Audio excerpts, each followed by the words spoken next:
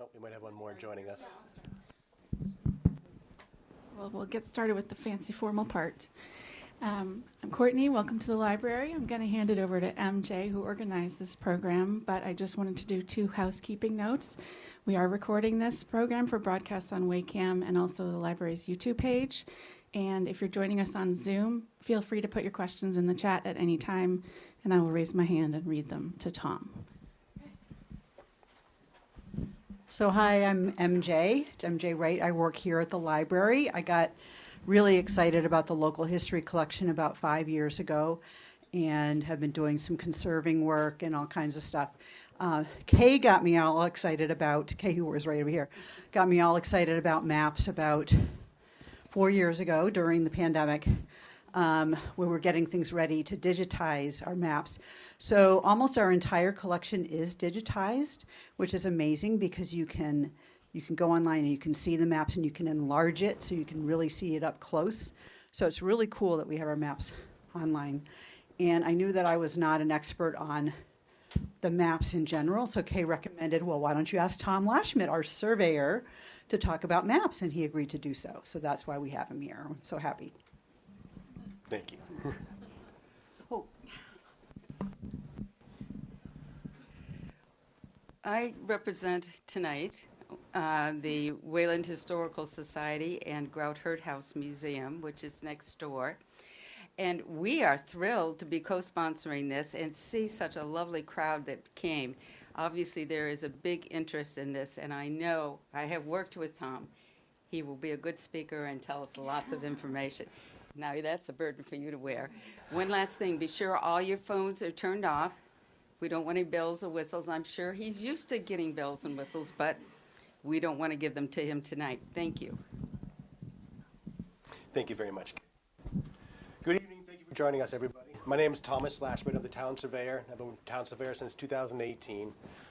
When I came here, I found that we didn't have the best record keeping we had, and so I worked on creating a database that was searchable so that we could find any kind of map that we have through these 2 large lists of maps that we made it so that we can find way more maps, and we're working with Kay and the senior tax write-off program that we were able to digitize and gather more information about each scans that we took in and be more searchable and find more information and find plans that we haven't found in a long time. And as a matter of fact, we actually found related to some we had in town. So that work has already paid off, Kate, very much. So I was approached to show a history of the town of Wayland through the maps that we had and that we had found and that we had digitized. And the thought being that an opportunity for the people to come out, that we could have large maps, because you don't have, when you get a book of maps and stuff, it's not the same thing when you get to see a full-size plan. You get to lay it out. You get to look at the different details. And some of the plans are quite artistic, and they look really, really nice. They're pleasing to the eye. It's a whole different thing versus a shrunk-down picture in a book. So we want to create an opportunity in which you could come in, realize we have these plans, we can print them out for you, and we can provide them in an electronic format that you can just get through email from us. So with that, we're going to move on to a basic history, and take it with a grain of salt because I'm a surveyor, not a historian. I tried to do my best research and pulled any historical information through resources as best as I could. They were common to what was used through most other historical references I've seen. Mainly The Puritan Village by Powell and A History of Sudbury by Hudson. Yes, thank you. Okay, so the beginning, it all started that the town of Sudbury was settled in 1638 as the 19th town of the Massachusetts Bay Colony, being the second one in land was a note in, I think, Hudson's book. The land was purchased in 1637 from the native owner Carto, and that name has been spelled different ways, so this is the one I went with. And the sachem Tahatawan, same thing, the name is spelled in different ways. It is the second town established beyond the flow of the tide. This became significant prior to the purchase of multiple place Reagan population. It's allowed, accept that, saw this layer was populated, they felt a push to go into the wilderness and find more resources. And so a young group from Watertown decided to approach the court of the land, and they prayed to them that they would allow them to create a new town or new plantation further inland. And this is where they got the first purchase. They found this area, and they found that it had the river flowing through it, great floodplains around it. The floodplains grew great quality grasses of different types of sedge, and I think a couple other grasses that were highly used for cattle, for bedding, household products, other things. It was a wide variety. It was a resource that was needed and was grown readily in this area. The river was known by the local natives as, and another spelling that's been spelled a couple different ways, the Musketaquid, and is interpreted to mean the grassy banks, which goes along with what they found when they found very high quality grasses that they could use along the banks in the floodplains of the river. The river would eventually also become a major part of the boundary between the town of Sudbury and will become the town of Wayland in the future. On to our first map. And the Sudbury land grants that are within the Wayland. On the slide, unfortunately, it's not colorized. You can't see it as well as you guys can see over here on this map. I highlighted the different areas. This is actually the first land grant in the orange at the top there. And it was done in error. There was a surveying error along the edge over here. And so in 1640, they corrected that and gave the second land grant. I believe it was a mile long by the 5 miles lengths down here. Beyond that, there were a couple more land grants, and I don't know how they came about, but there was, I believe, Dunster, Mr. Pelham, Mr. Walgrave, and Captain Jennison. That's right. They were mostly the farmland to the south of the town. There were more land grants that were part of the Sudbury, but they were part of the area that was outside what was considered to be Wayland in the future, not what will be Wayland in the future. The next map I have of early Sudbury, and this is a map made to show off the first roads of Sudbury and Wayland, and I believe that was commissioned in 1979, and it says it was prepared by Elizabeth Gosselt. Gesselt. Yes. I thought there might be some people familiar there. It's a very nice map, and I believe most of it was pulled from Hudson and Powell, the information.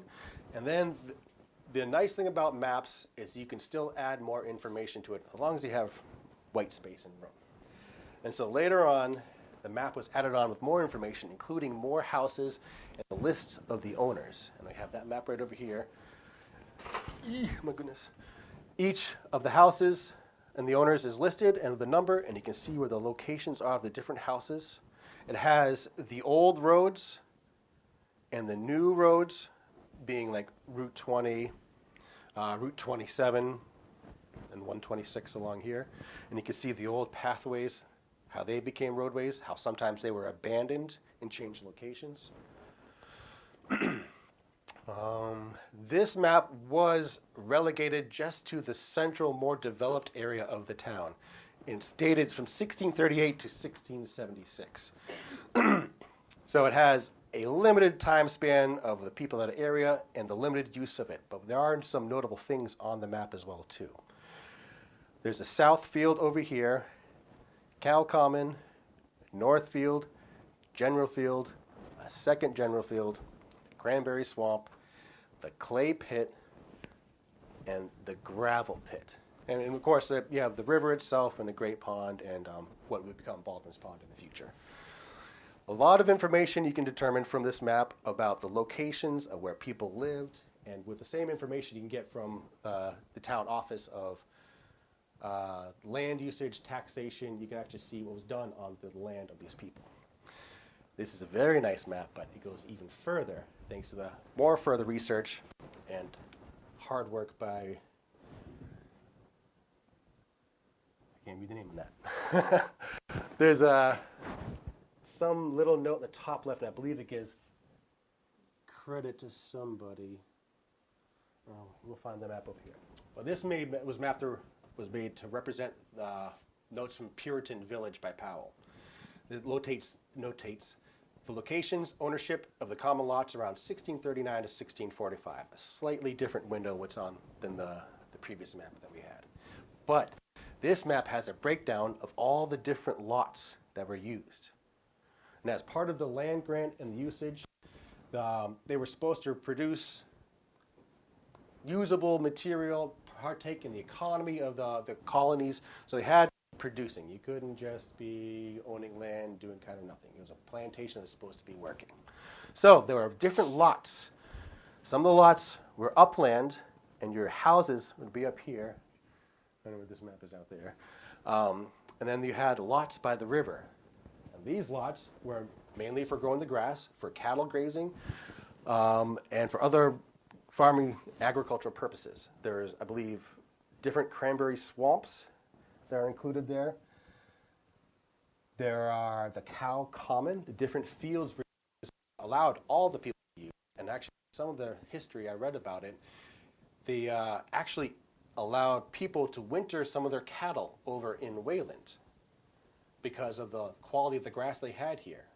And so they had made sure that they would take in money and store cattle here and transport to the people. But it created a very nice economic situation, helped the town. Oh. Only when he's pointing at maps. Can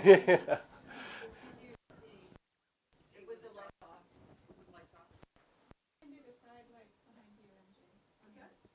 It's okay. Never mind. Come all the way up. Please. Thank you. On this map, there's also a little bit more extensive on the different uses of the land. Again, I can't see very well up there. It has more detailed cow common, a south cow common. It details the south field, the two general fields better. It shows the gravel pit, which is important for the development of the town as well, too. The clay pit as well, because you needed those to make bricks, and you need your gravel for foundations and support. And so we had to get those materials from somewhere. And we had two stockpiles directly in town, close to the river, so they could be transported up and down the river as well, too. The river itself would prove to be useful to the economy of the town. I read, I believe in Hudson, how they would also transport iron ore from the Old Town Bridge and up the river. I read maybe one excerpt about that and don't have many details about it. But I found it very interesting how much that the river was used to help with the economy of the local area. Not just the floodplains of the area, but the transportation mode of the river itself. All right, next map.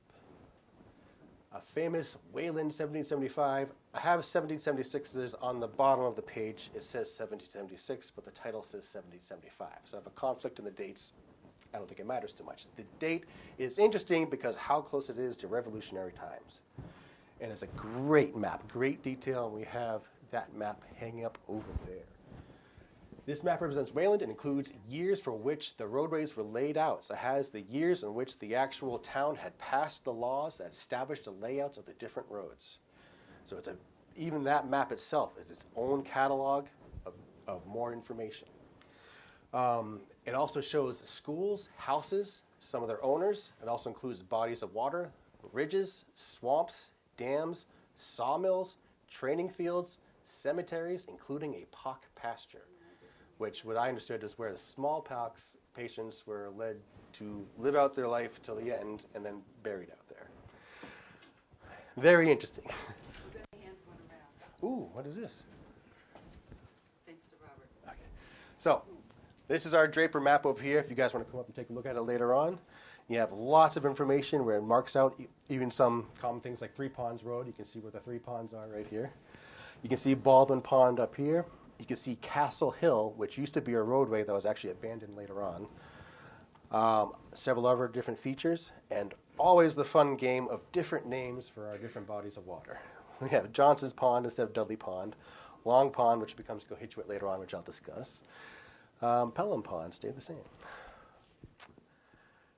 Lots of different information. This is a fantastic map that catalogs a lot of information for a snapshot of the time right around the Revolutionary period.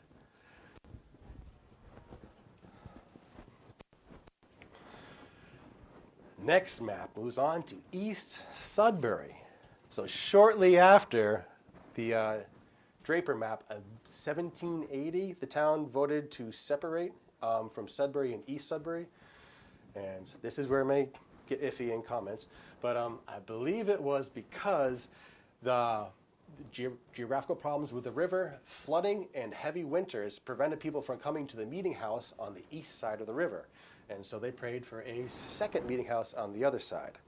And this led to a very interesting cutout that becomes part of the border of the town of Wayland. I believe it's actually shown on the Draper map. We have our famous little cutout. This comes because at that time, when we split up between the two towns, it was Wheeler Farm, I believe. Wheeler was there, did not want to cross the river and wanted to be on this side, and made sense. And somehow we be this. And that's what it is present day, and makes things interesting. Of East Sudbury was surveyed in March of 1831. And this is a nice map because it shows the boundaries of East Sudbury, which will become Wayland, with its land type quantified and listed on the table. It shows the number of acres that's in the town. Where is that map? I wish I could zoom in better. It shows the woodlands, the fresh meadows, the number of inhabitants, the number of dwelling houses, number of schoolhouses, meeting houses, sawmills, gristmills, how many miles, and the distance from Boston and the distance from Concord. So this map has a lot of information showing the resources of the area and how the land can be used. Very useful map for planning out in the future, which of course will change again. This is a name archives of Massachusetts, the historical archives. This map of East Sudbury includes a description. Map did not have that information. It's just more of a pretty picture map without very specific information on it. This map has a lot more information. And as we were talking before, it shows the importance of being able to read the cursive, because this map is half written in cursive, or more than half, I guess. And someone, we believe from the Historical Society, took the time to then translate, which you can read in the margins above and below it. In the description, the bridge notes the crossings of the river and has the different bridges, and even notes a shared responsibility of maintaining one of the bridges with Framingham that crosses over the Sudbury River. This would be Stone's Bridge down there. This is an 1856 map of Sudbury and Wayland. This one, unfortunately, they didn't have a large size, so the printout didn't come out very large. And the quality of the scan's not great, but it does have a lot of features on it that show you geological features of the two different towns. Has a lot of the roadways, I believe. Does it have? I believe it has, yes, the Boston to Worcester Road. This would eventually become Route 20. And it's been a real pain to try and lock down exactly when this roadway was laid out. Just through the records I've been looking at, I'm sure there's a record somewhere that's pretty clear to find it. But the first layout of Route 20, which, again, this map's over there, so you guys now can't see it, but this cut through, this is that cutout right there that we have with Sudbury, and this line right here, this is Route 20 cutting through it, but not Route 20 at that time. It was referred to, I believe, as the Boston to Worcester Road. In this period of time, there's more interconnectivity. The population's and habit more around town. Nothing exploding. That'll happen later on, as we all know. Oh goodness. Next map. Another thing to note is this is pre-Civil War, and then now we move on to a post-Civil War map of Wayland. This map of Wayland from 1875 includes the proposed railroad to pass through the town, as well as typical features in the town map. The advent of the railroads and the state roads in the area would bring significant change to the town. The railway being able to transport heavy loads more efficiently and more effectively, moving people in and out of Boston and further out to the west, makes a big change to the town and the way it's going to be used in the future. And I believe there's our map right here. This is a nice big map. It came out really nice. I suggest you look at this map as a lot too. It has a lot of the houses, and hey, there's J.S. Draper. It has different lots in the ownership. You can see where the proposed railroad is cutting through, and has the I don't know when the Cohituate area postal area was created, but it has it noted down here, Cohituate PO down here, and it has some information of the houses. And a pond that no longer exists, I believe. Then different hills, being Reeves Hill up here, which is where we put our water tank, because it's one of the highest points in town. Folsom Pond, other hills at the top, and the different brooks like Trout Brook, Hayward, Pine Brook, Snake Brook, and our typical bodies of water. All right, next map.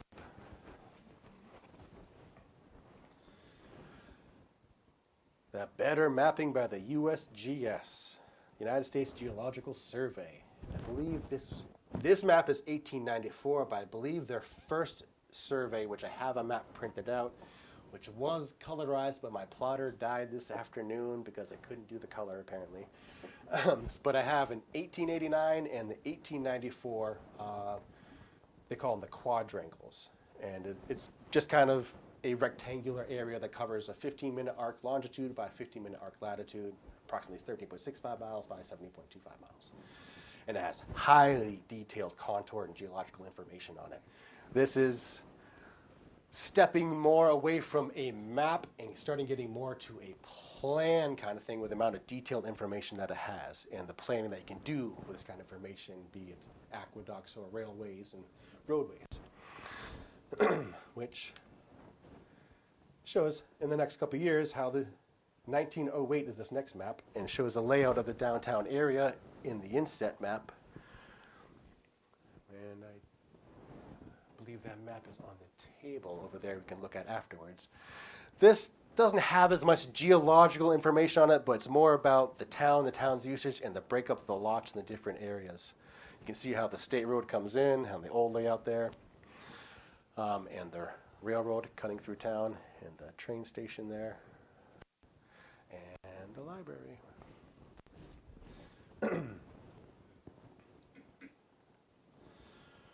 Now the Wayland and Boston connection. It started with the Cohituate Aqueduct and then became more aqueducts in the future. The city of Boston needed a new fresh supply of water, and Lake Cohituate was selected as the source of this water, and an aqueduct was created to supply the water to Boston. The growing water needs required more aqueducts in the near future, and this one eventually would be abandoned and replaced by another one, and another. So the story I believe I read about this was that Boston, around the turn of the century, being 1900-ish, I think it was 1905 that they tested water from multiple different sources. They wheeled in barrels to Boston and had the people taste them and vote for the water they liked best. And what I understood was that they picked Long Pond in Wayland. The problem was they didn't like the name Long Pond, and they wanted something more exotic and chose Lake Cohituate. Is it Cohituate? My apologies. And so that became the choice of water for Boston, and they tapped into it and they pumped it over. And an interesting note, which doesn't seem like it's very well known, Dudley Pond was actually used as a control to fill up Lake Cohituate in case it drew it down too much. And so there was a big pipe that actually connected the Dudley Pond into Lake Cohituate. When the needs of Boston required even more water, they shut down Cohituate and they started the Weston Aqueduct, which is I think around 17 miles or so, and ended up in Weston, which then also was replaced by the Hultman Aqueduct in 1939. And that was another area of property that was taken through the town to set up another aqueduct. And that one, I believe, served its purpose through 1993 or so, and then had to get replaced, I think in 2003, the Metro West water supply tunnel, which is now 100 feet, and does the same thing, crosses the town of Wayland, but underneath. So there's a subterranean easement that crosses the entire town, and I believe it goes under Dudley Pond too, and it helps supply water into Boston. So Wayland has a long history of having aqueducts to help supply water into Boston. And then came the question, how about supplying water to our own people? The southern part of the town, Lake Cochituate, did not actually serve. And so they had to find a separate supply once there was more development in that part of the town. And so what they did was I believe the original dam, because I believe MJ sent me an article about that the original dam sent on Rice Road was actually in 1879. And what the plan that I have is actually redevelopment from 1907. So that's what this plan is. But what I really love about this plan is that it actually shows the location of several different springs that feed this dam, or feed the reservoir. They'll be easier to see on the larger plan. I have it up on the wall over there. But they're different points here, and it says spring, spring, spring. I think, is that another one? And then it has the whole swamp area, shows how it enters into the different reservoirs, how there's an upper reservoir, how there's a filter and a level control. So this is actually a passive device that actually filters in this bridge in between the upper basin and the lower basin. And shows how there's a filtration galley. These two dotted lines coming out here. These collected water, filtered the water, and it was piped, and there's a manhole over here which still is out there and connects to a pipe that goes under the dam and into the pump house. The pump house itself is actually quite unique, which, sorry, MJ, you had a picture of the internals of the pump house. I could have shown, and I didn't get that in here.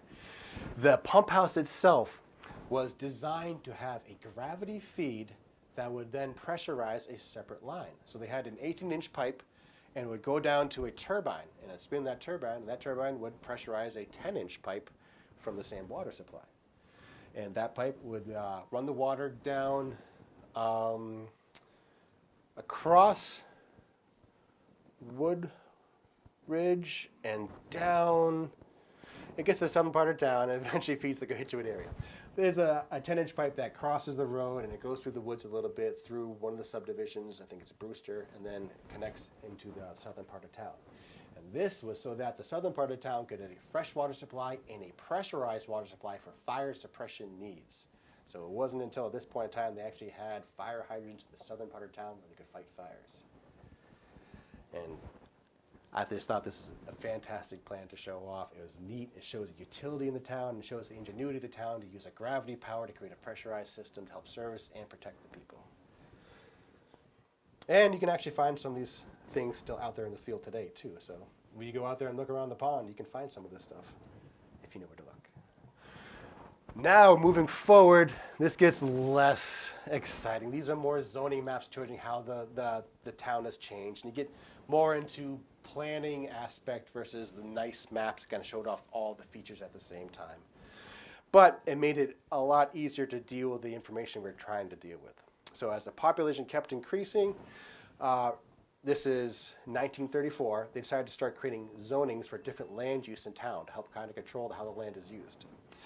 The first map is just the general town without the zoning on it. This is the actual zoning that was approved in 1934. Not a lot. There are 3 zones, Zone A, Zone B, and the rest of town. I believe the proposed zoning, I don't know if the map fully explains what the different zones are for. But I believe there were business districts and commercial use districts. One is along the rail line and along Route 20, and the other areas in the southern part of town with Plain Street intersection with Main Street and Commonwealth Road and Main Street. The next round of zoning happened in 1939. They expanded a lot of the residential areas. More restrictive zones were created to help create a better living and a working situation for the town. The zones allowed for different sized residential lots, expanded business zones, and created an industrial zone that did not exist before. This helped create and confine areas in which you can create a public nuisance from exhaust, noise, and other reasons. So you can separate where the town can create and do things where people want to live in peace. And this continues on. 1951 zoning map, and this is a post-World War II. A large boom in population and development. The population density changed and was controlled through the zoning passed by the town. So you can see the central part of town changed a bit more. They changed the residence zone frontages. This is, I think, the first time you start to see frontages on the zonage. Before it was just by the area in the 1939 one. 1951, you start seeing that they require different frontages and square footage areas for your lots. Just a different method of controlling population density and land usage. And then I have a 1962 zoning map. This is after subdivision control laws started to come into effect in the state of Massachusetts. This kind of helped guide the expansion so that when you create these subdivisions, you don't create nuisances for specific owners and you get a general equal use of the land. It's kind of hard to understand what you're saying there, but it's more about like when you create a roadway and you change a natural drainage system, you have to do something about the water. And so sometimes when we change the cut of a land or we change the flow of a stream, we end up flooding properties. And so that's why these subdivision control laws started to take effect, because we started to see that without proper planning, we are actually creating more problems than we were solving. And just to jump ahead, this is our current zoning map. This is something you can download off of the town's website, and you can see it is a lot more definitive. We have a lot more different zones, we have different restrictions, different uses, and this isn't even all the zones, because on top of this we have a overlay zoning map, which I didn't include on this. It's more zones and not an exciting map. And just shows you how we can create and limit and control, and these are all by choices of the townspeople and how they vote, of how our land is used in the town and how we can keep it usable for everybody and enjoyable for everybody. So since most of these plans are no longer fun, we got into the current mapping, and this is the GIS system. So graphical information system is like our current form of mapping, and it pretty much is creating layers of maps on top of layers, on tops of layers, on tops of layers, so you can provide as much as information as possible. So we can vary the information, we can do houses, we can do names, we can do zoning, we can do water protection, well protection, we can do almost anything we can think of for land use purposes. The information from these old plans can be included on the mapping system. So that's not that we are getting rid of them or not using this information, we are incorporating this information into the current technology. And my associate who works in the GIS is doing tremendous work. He's actually creating, from my database of plans, helping to actually correct the property lines to the correct values on the GIS system, and having all of the plans referenced by their parcel to the actual recorded plan that defines that parcel of land. And the whole goal being that this is a one-stop kind of map. We've got to that point where we can have all the information, almost to that point, we have all the information readily available, and we just need it all in that one location. That's what we're trying to get done with our GIS system. And so, like I have listed here, GIS are adaptable, expandable, greatly increasing in detail in the amount of information a map can contain. And every day, our GIS system is gaining more and more information. It's more detailed. We purchase flyovers every 3 or 4 months. So you can see a flyover every 3 months is different and changes. Internally, we can actually look at all the pictures, but we don't have it on the public website yet. But it's an option that we can use. We can create maps showing different snapshots in time, going backwards to about 2014 or so, based on these flyovers.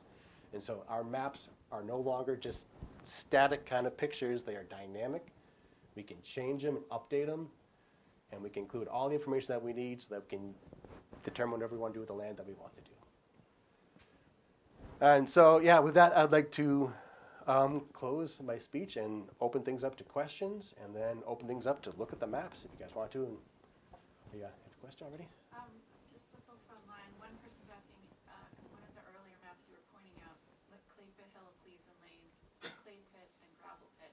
Can you do that again, and I will show them? Yeah. Sorry. Could you repeat the question, please? Just someone online's trying to see something that he was pointing out, and she couldn't see it. So we're just going to repeat that slide. So is that back on the Draper map? No.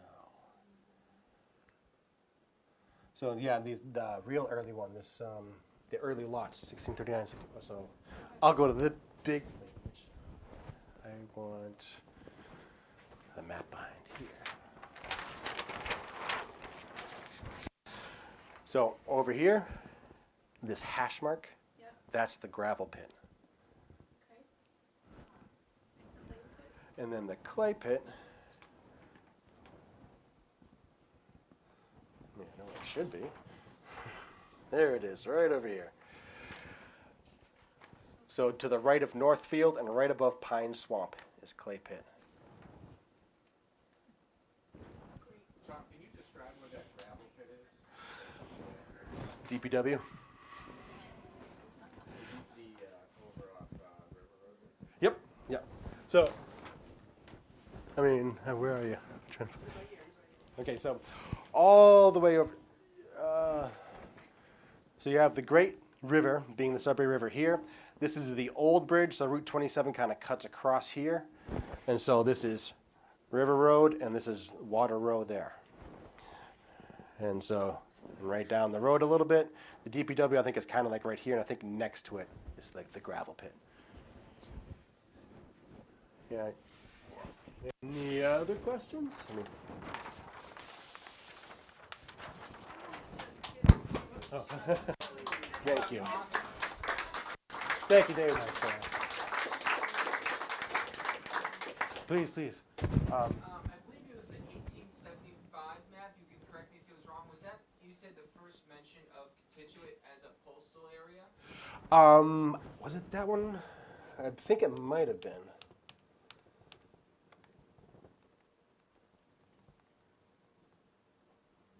Yes. That was the first mention. I think that's the first time I see it on a map, I believe. Okay. Of it. So yeah, that's this map over here, the 1875 map. Contiguous. Yes. Yes. I have one comment and one Okay. question. The comment is that you have done a fantastic job. Thank you. The information that's online, and also your assistant, is it Brendan Decker? He's not my assistant, but he's Okay. yeah. Well, anyway, he's has tied all of the historic resource surveys of the properties that have been documented in Wayland to the actual property. So when you go in to look at that property, you see all that. That's just a Yeah, the GIS system also includes the historical commission reports and the papers that from the state, and I think we include the national stuff too, I believe. Yeah, the national registry. Yeah. My question is, Right. just differentiate between atlas and map, because the 1875, the Walling, the Walker, I guess, and the Walling are all classified as atlases. So what's the difference? The atlas is generally a collection of maps, and so that was probably stitched together and made into one large map that was compiled from a survey of multiple smaller surveys. And so they're referenced as an atlas, but what I can generate is a map. Yeah. All right, go ahead. So, the very, very earliest map that's known at all, did you put that up? So when I've done the work I've done with, say, the Draper properties, I would go through deeds that were as far back as the father coming over, and they would actually say the property runs up to this point, and that point they had surveying in their mind when they would lay out their own land. So at some point, people had to be able to distance themselves from each other or draw some sort of boundaries. In fact, today when I was in the Sudbury Valley Trust, I was walking, and there are long stone round stone walls, and I always wonder who put these up. These had to be somebody's property. So there's different boundaries. I'm just wondering what the oldest known set of maps there are. To Wayland specifically, what I have versus what could be in the state archives would be different. I know that there's a very old grout survey map that was done that there are a couple farms in what would become Framingham that wanted to separate from, I'm not sure if it was East Sudbury or if it was Sudbury at the time, but no, it had to be Sudbury based on the time, I think. Yep. 1701, yes. So that might be the earliest, but it's only a section of the town. For the actual whole town map, I am not 100% sure when the first actual map would be. Yeah. So, I mean, part of the problem being on that first grant was that they didn't have a map, and it was a survey done by error, so somebody lost track of a note of a number or something, and so that's why there's a second land grant because of the error. Another question? How accurate were the early maps, and what was the method they did them? I know George Washington, I guess, was a surveyor, but I'm not really, comfortable with the understanding how that works. So, accuracy really depends on accurate to what, unfortunately.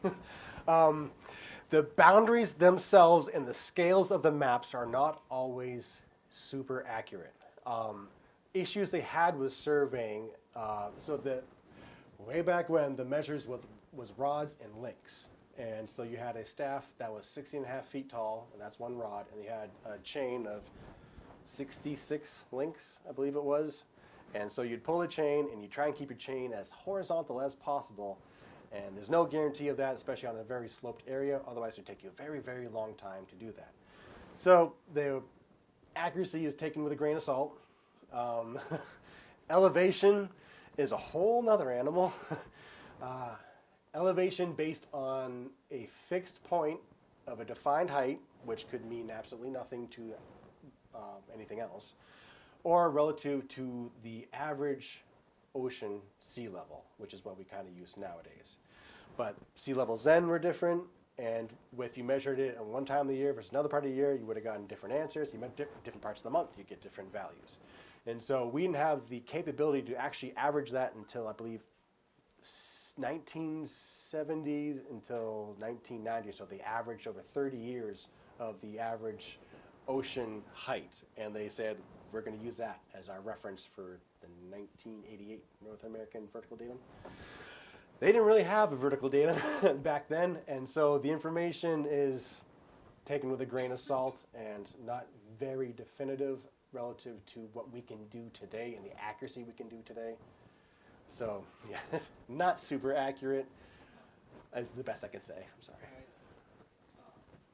The Walling map was based on, there was a guy named Simeon Borden who published a paper on how to do the triangulation, and they had these super long, like 20-foot tubes that they would have on the high points. Yes. I wish I could remember the guy's name who invented that. So yeah, this was later on too when they came to they created state triangulation stations around it, and so that they could evaluate relative elevations and locations. And a gentleman created about a 20-foot long tube. Borden, I think it was? Okay. So a very, very long telescope that you could level on both ends, and so you get a very, very precise and long-looking scope. So, and I forget how far the distances were, but there were different points in Wayland to Natick. Like I think they went from top of Reeves Hill to the church steeple in the town, another hill, I think the north part of town, and somewhere in Natick too. But very interesting. They also they chose one of the easiest things to see across the sky was the church steeple, and so they would shoot to the church steeple, and that'd be a reference point. And so you could create triangulation stations, which again you got to take with a grain of salt based on what you have. The distance measures isn't great. Your angle accuracy based on the manufacturing at the time was limited, so you couldn't. It's like our current survey equipment. On the cheap side, you get stuff that's around like 2-second intervals, and real expensive stuff get down to like a second or less. Back then, you got about 30 seconds or so, and that's real high accuracy back then. And so the angulation, the triangulation, and calculating the distances was taken with a grain of salt too.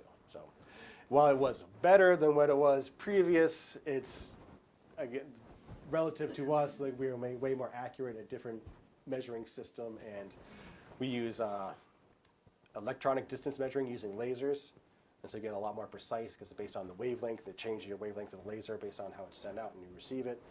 So you get accuracies that, depending on how far your shot is and the atmospheric conditions, could be very, very, very accurate or in poor conditions. Yes. When do you find the first map that shows the separation between Sudbury and what would become East Sudbury or Wayland? The first one I think is actually the archive map that I see in my records. There could be other ones, so that would be this one, which somewhere. Oh, what was the earliest one map that we had that showed the division of Sudbury and East Sudbury? And so this should have been the survey that was brought to the court that then accepted the layout of it, because it has the descriptions and the bearings and distances of the actual town boundaries, which the town boundaries are fun to find too. They have some in rivers, some in Snake Brook. We got some in the middle of swamps and edge of the river. Some of our observation points, because sometimes our boundary is the middle of the river, but we can't put something in the middle of the river, so we have an observation point to the side of the river. Are they otherwise all the granite monuments? They're usually granite. Some of them are really big. They also put in some road stones at like some road crossings as well too. But yeah, some of them they're big, being like they stick out 3 feet tall. They're probably like 6 feet tall, buried in the ground, and maybe 2 feet by 2 feet. Yeah, there's a big one. The most recent addition to Wayland was a land swap with the town of Sudbury in the mid-'80s or something. And it really didn't impact much residential areas except for the town of Sudbury. They're putting in a subdivision or something like that, and so we swapped some of the swamp area north of it so that they could build a subdivision and have their houses on their property below it. And those monuments, that was a big monument. I climbed on top of it to get a GPS location of it. Yeah, it's a bit of a reach to get on top of that thing. But some of the other ones, they're really old field stones that are kind of cut and hammered to shape, so they're not a clean-cut square. They're kind of oblong obelisk that's rounded and weathered edges, and then usually leaning too. Yeah, but yeah, they're mostly granite stones, I believe. Yes, in the back. Go ahead and map on the GIS for the wetlands and the river itself. Like, you see it, those nice orange blobs that show where the lines are, but I was just wondering how you do that. Can you repeat the question? Did you hear the question? I did, but Kay, can you repeat the question? I was asking how you managed to map out wetlands, of which Wayland has many, on the GIS, because it's sort of a fuzzy looking circle, and that was. So I believe most of that came from a state provided kind of thing where they did a flyover and very cursory kind of thing. I think they used infrared light to see through the canopy and to determine approximate locations of the wetlands. So those ones aren't really well defined, and I believe modern times you're supposed to have an environmental scientist go out and mark the wetlands, and you survey what it is at the time kind of thing. So it changes, and what's on the GIS, I believe, is provided by the state from a flyover from 2013, I think. So it's not necessarily an accurate representation. So it's lighter though. Yes, I believe it was LiDAR, because we got the LiDAR data from the state at the same point in time, too. Yes? A flyover, is that satellite or is it plane? Planes. The planes fly over at a prescribed height, and they take pictures at prescribed times, and so that they can try and stitch the pictures together as good as they can. Because creating a flat image of a curved object is not easy to do. And so they have to, essentially, they're all pictures, and they trim the pictures to a small area where they can say, we are pretty sure we're flat, and there aren't too many distortions on the end, and then they take all those pictures and stitch them together. Is there a plan to make those publicly available? As far as I know, we can provide them to you, but I don't know if we're going to make it available on the GIS. I don't know if they allow us to do that. It's just that they have to store all the information on site or have to stream it from another service. And because it's a third-person service and not them, I don't think we can do it. And so you get the most recent one, but we have a catalog of the old ones we can use. Like I can use it for my CAD software. So if I pull the information or from a survey, I pull it in, I can pull a flyover from 3 months ago, 6 months ago when the leaves were off the trees or something like that. But I'm not sure if they're allowing us to make that fully available to the public yet. Just for their commercial purposes. Yes. Water question. Yep. So the flood maps, you also get those from like the USGS or something? Yes. FEMA. FEMA. FEMA provides the flood insurance, the firm maps. What are they Do called? they do it based off like geology? Like they can actually map when they figure you put X amount of water to fill up this big. I am not exactly sure because I'm pretty sure in the last decade there was a problem with their most recent flood maps they came out with based on how they changed how they created the maps. So I can't answer that question. That's a whole different organization. They're being updated now by modeling. Yeah. Any more? Okay. So you haven't mentioned Sanborn maps, which I know we only have like 1 year of Sanborn maps, but maybe people aren't familiar with that. I don't remember the time frame. What was the time frame of the Sanborn? Early 1900s? No, early 1900s, I think. I don't know, Gretchen, do you know? 1920? 1920? The state commission Sanborn? No, No? insurance maps. Oh wait, the insurance maps. Sanborn insurance maps. What, how do you spell that? Sanborn. Yeah. So those are insurance. I didn't remember. I just remember the Sanborn maps. So yeah, there was a surveyor that was hired, and was it just? Industry. Yeah, just in. But how far of an area did he? Because I know when I worked for Marlboro, we had Sanborn maps in Marlboro as well too, and now we have one here. But yeah, I'm sorry, I didn't prepare enough for the Sanborn maps in this. Yeah, I was just trying to walk through kind of a theme of history without getting too into The maps. Sanborn Right. maps were done by an insurance company insuring businesses, factories, and so forth. So if they're caught on fire, what were they responsible for? What would they have to pay out for the surrounding buildings that would burn?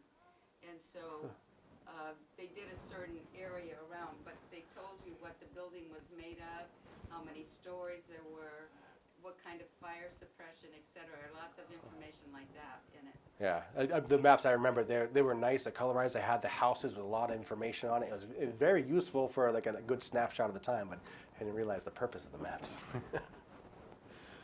How did the border between Weston and Wayland become established? And I know that used to be Watertown. That was part of the original land grants. Now, on the map right up here, you can see. Gives you the light. The same jut in and the corner down here. That's right there. And coming down here. That. I have another question. I know in Weston that they have these rock walls that were put in early that were part of their land grants, and they run on, if I'm correct, on a southeast to northwest orientation, and they're like half a mile wide. Half mile wide. A Brandeis historian of American environmental history on Sunday was telling us about this, and I heard him talk about it at the Weston Historical Society meetings. And I'm just wondering, why didn't we get those rock walls cutting up land in Wayland? So I did come across at some point in one of the subdivisions that they had screwed up a survey, but I don't believe it actually did anything with the boundary or any. I mean, there might have been some stone walls, but nothing as significant as you're describing. But yes, being above Route 20 in this area. Well, throughout Weston, there were these long stone walls that were part of an original land grant and the way they divided up land. Oh well, And I'm just I didn't wondering, research. why didn't we get those walls in FEMA? Oh well, I mean, some of those may still exist, and a lot of them are torn down, and I mean they get used and repurposed over time, when especially land gets split up. But for the most part, I don't believe this southern part here, where they had the survey error and they had to extend down. I don't think there's any actual stone wall along this one, so I'm not sure they were a part of every land grant necessarily. Yeah, sorry, I wish I could answer that. Maybe they just got tired of picking up all these rocks. That is a lot of rocks to move. We'll work it out some other way. Yes, in the back. Do any of the early maps indicate why Castleville was called Castleville? beyond just the geological feature of it, not really. And so, I mean, it's. Have you ever walked out the path out there? Feature of the very sharp walls.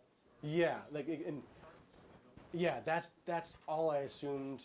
But I mean, I have a description of when they laid it out way back when and when they abandoned it, but nothing says why it was given the name, unfortunately.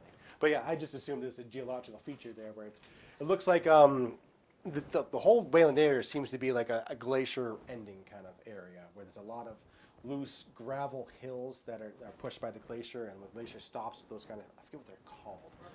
Yes, thank you. Drummer Eskers, that's what I was thinking of. Yeah, Eskers. And I believe that Castle Hill is probably one of those because it is just all like gravel up there and stuff. And so that's all I can guess at, but there's nothing specific as to why it's called that. Any other questions? It's a little piece of land on the center of Wayland on the Sudbury border. This guy?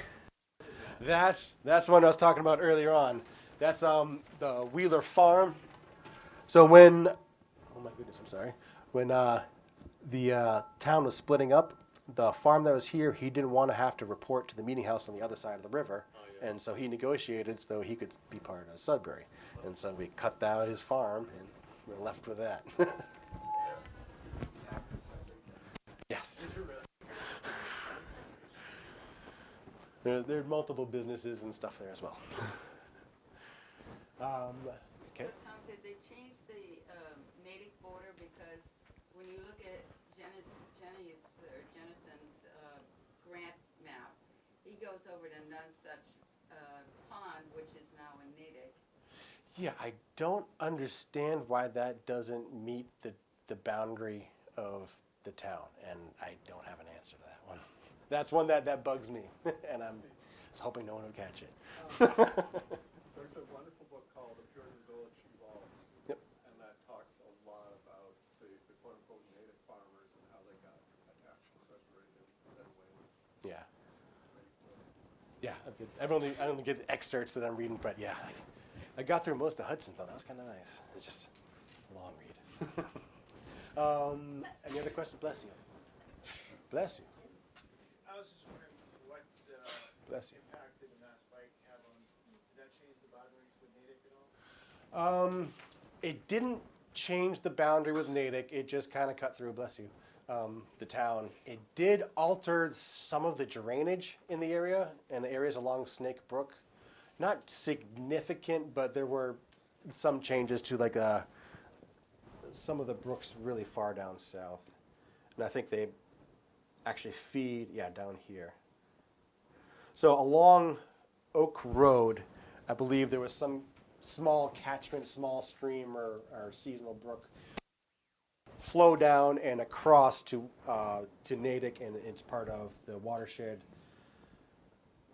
What's the river down there? Charles, right? The Charles watershed? Yeah. Yeah, we split off there.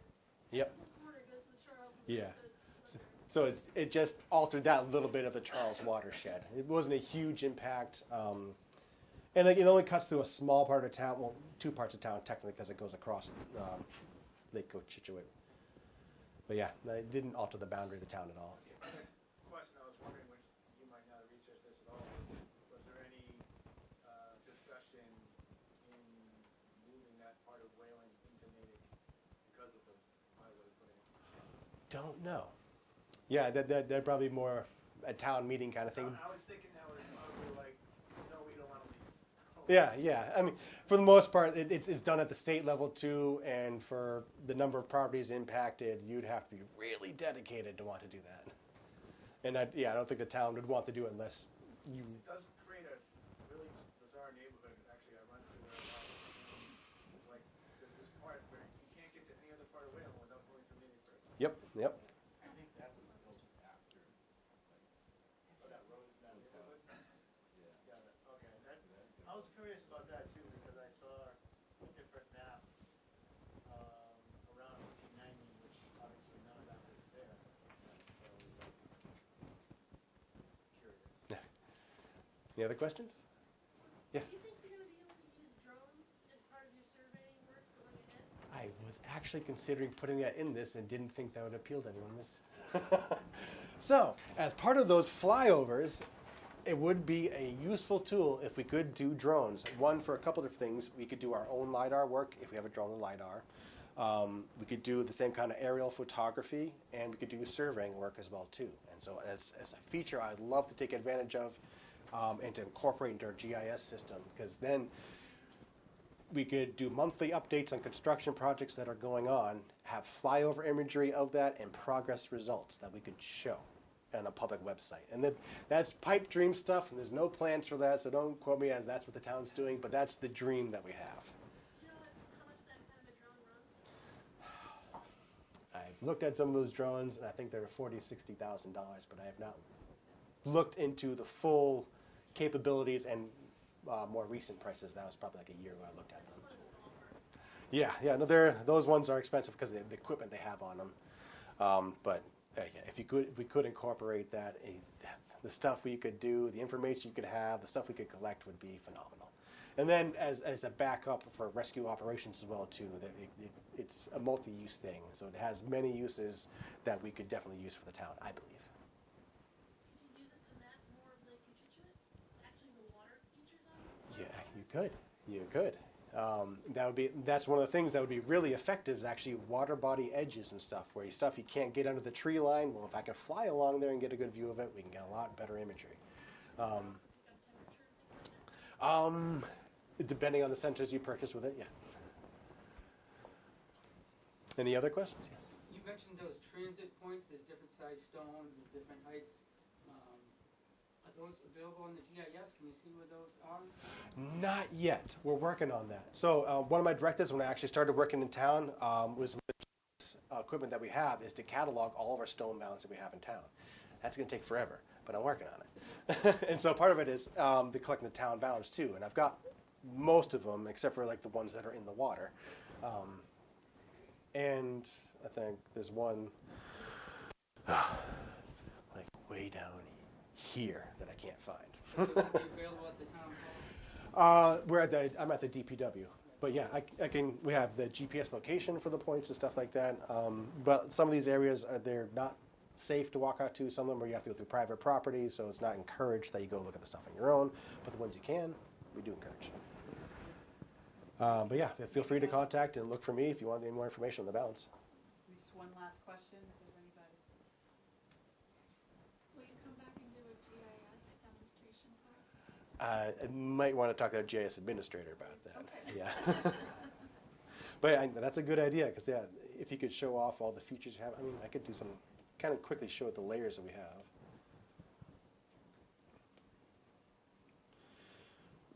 So again, it all starts with just kind of a basic map. So this is kind of basic water features, major roadways, and you can see some the minor roadways in light gray and a couple of names of roads and common things like or notable things, Sandyburg Country Club, Dudley Pond, Cochituate area. And then on the left, you can see the layers. And the layers is like putting another map on top of the map that's there. What kind of map should we look at first? You want a water protection? So down here, we have a water protection and wetlands. And so you can select the whole category, and it'll mark out all of the things below it that are checked off. So right now it has lakes, ponds, streams, wetlands. Oh, it's from 2012 flyover. And then the wetlands by DEP. And I don't know if that was provided separately, but we have two different layers of information. And then you can zoom to, I should have gotten a mouse with me. All right. Where's my zoom function? Turn on the 200-foot buffer zone and freak everybody out. Do you have an area in mind we could zoom into? You could try by the high school. Wells. If you just tap on it, does it double click on the zoom in? No. No, yeah, because it selects the parcels. Yeah.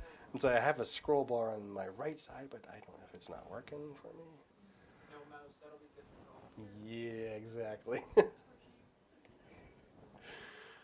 And I just want to be able to zoom in, so we'll grab a 135 Connect property. Hey, So select their property, we can zoom in on it.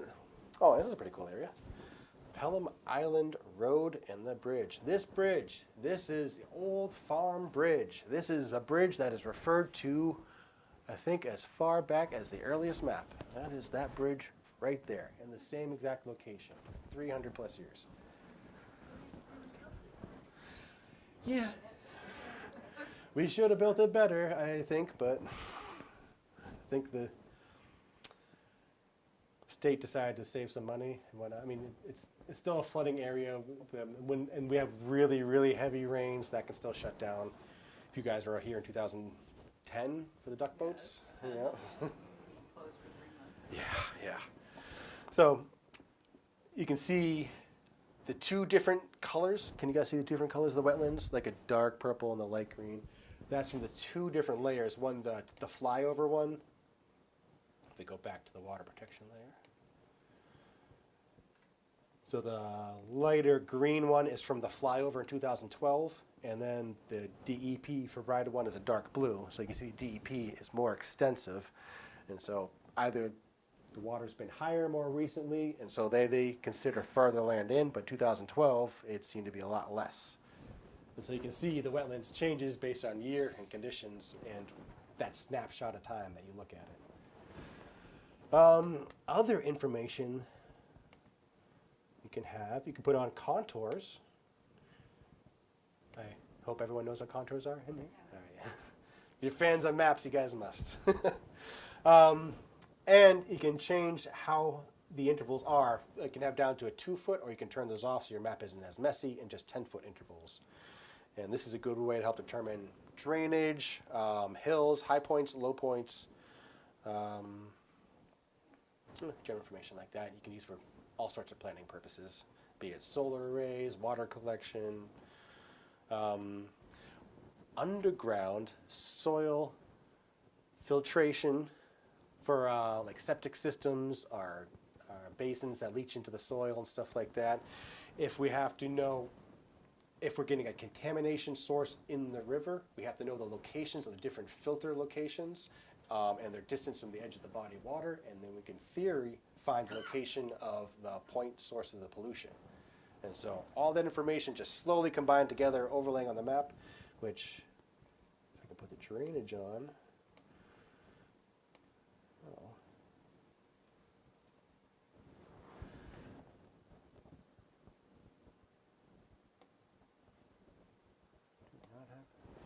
town utilities, there we go.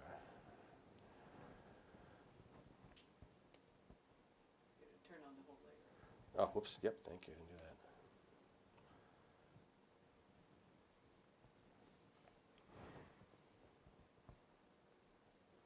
Okay, I'm not sure what those circles are. No, that'd be way too many streetlights. So I mean, I can see the hydrants, and I'm not sure what the circles are exactly.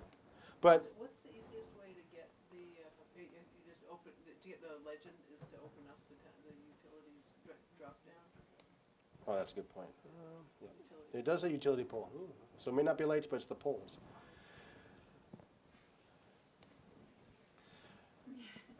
We have cultural resources, which have some historic sites like we talked about earlier that Brendan added on to it, which I don't know if they're in this specific area. I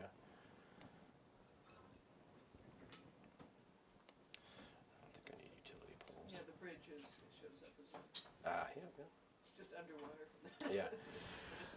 Then a lot of the basic features, if when you select a parcel like where you live, it'll pop up on the left some information regarding your property, including the location, the owner's location, because the owner doesn't necessarily live at that house,